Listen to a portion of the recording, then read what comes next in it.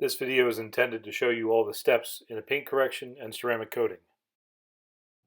In the next few shots you'll see a bunch of blue painter's tape all over the vehicle. Those are different spots and blemishes that, after having done a walk around and discussing with the customer, that definitely need to be addressed, because keep in mind, when you ceramic coat a vehicle, you're coating things in on a semi-permanent basis. You want to make sure it looks as good as possible before you add the ceramic coating. So any proper detail starts with a thorough rinse down of the vehicle, followed by a foaming to release all the surface level dirt. Next, I like to use a chemical iron decontaminant on both the paint and the wheels. In this picture, the purple color indicates that the iron decon is interacting with brake dust residue on the wheels. Then it's time for another rinse.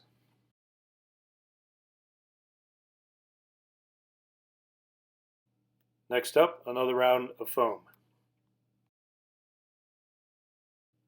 Then it's time to do the actual contact wash.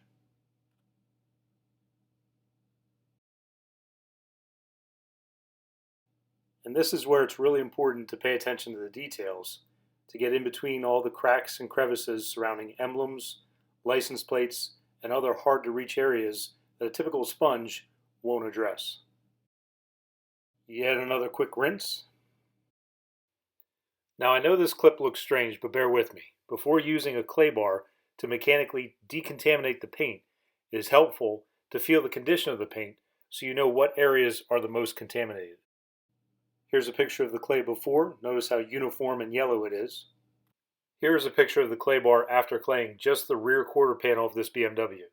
You can see all of the bonding contaminants that were not addressed by washing and chemically decontaminating the paint. Followed by yet another rinse. And the next step is to wipe down the paint with isopropyl alcohol and distilled water mixed 50-50.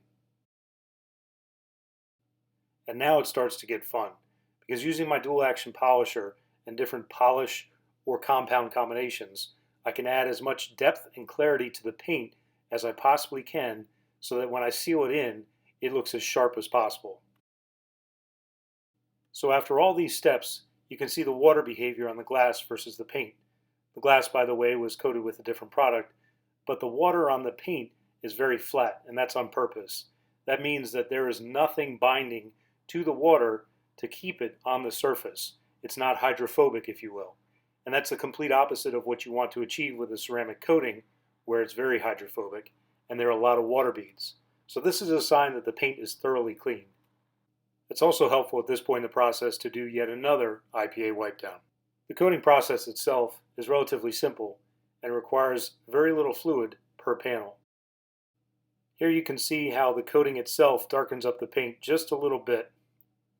Right there you can see a V shape towards the windshield, and you can also see that I'm applying it in a crosshatch pattern to ensure even coverage. And it's kind of tough to see in this video, but different coatings flash at different times, and once it flashes and has a rainbow pattern, it's time to be removed. First step is to knock it down and level it with a microfiber towel, followed by buffing it off with a high pile microfiber towel. Thankfully, the day that I was coating this BMW, the weather was fantastic. I was able to park it in the sun and allow the coating to fully cure before the customer came to inspect it. Now, I apologize for the haze on these last two pictures, but the phone that I have is a few years old and is showing its age. But regardless, you can see just how glossy the paint is and how phenomenal it looks in the full sun from a bunch of different angles.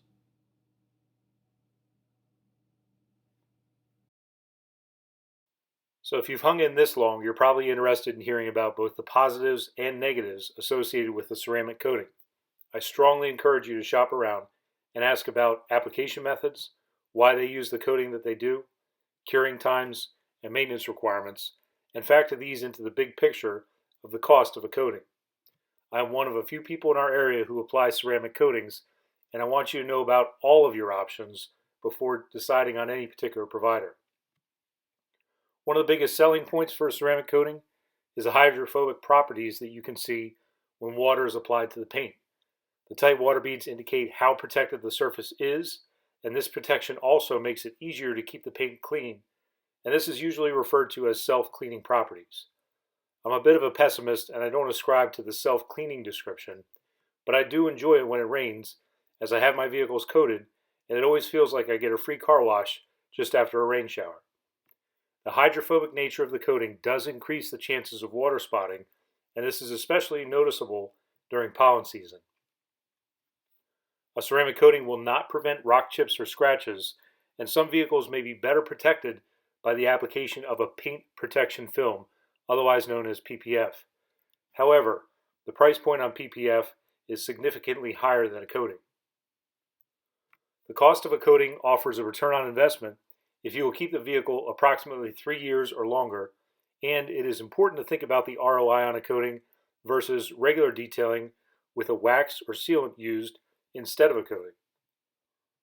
Some coatings are applied and then baked on using infrared or UV lighting. Some coatings come with a warranty, but those usually require yearly boosting to maintain the slickness of the coating, so this is an extra amount to be budgeted for in order to not void the warranty. In the past decade, the detailing industry has transitioned from waxes to sealants to ceramic coatings and paint protection film. The next iteration of this will be graphene coatings, and to date, they are cost prohibitive. But I mention this to try to get you to see through the hype surrounding ceramic coatings. Yes, they are great, and I use them on my own vehicles, but they are not bulletproof. Unfortunately, the word ceramic has been added to many detailing products, and sometimes it is a marketing strategy employed by chemical manufacturers to sell more products. If you really want to peek behind the curtain, I challenge you to learn about the carrier agents used in coatings. Are they SiO2 or TiO2 formulations? What percentage of SiO2 is in the formula? What type of topping fluid or sealant can be used that will cross-link with the coating? And the list goes on and on and on. I will end this video by encouraging you to have a thorough discussion with the detailer with whom you will be trusting your vehicle. Well-informed customers are usually happier in the long run as they know what coatings are and are not. And if I can be helpful in this process, please do not hesitate to call, text, or email me, and we can discuss your vehicle, how it is stored, how it is used, how long you plan to keep it, how you anticipate cleaning it, and your overall reasons for investing in a coating.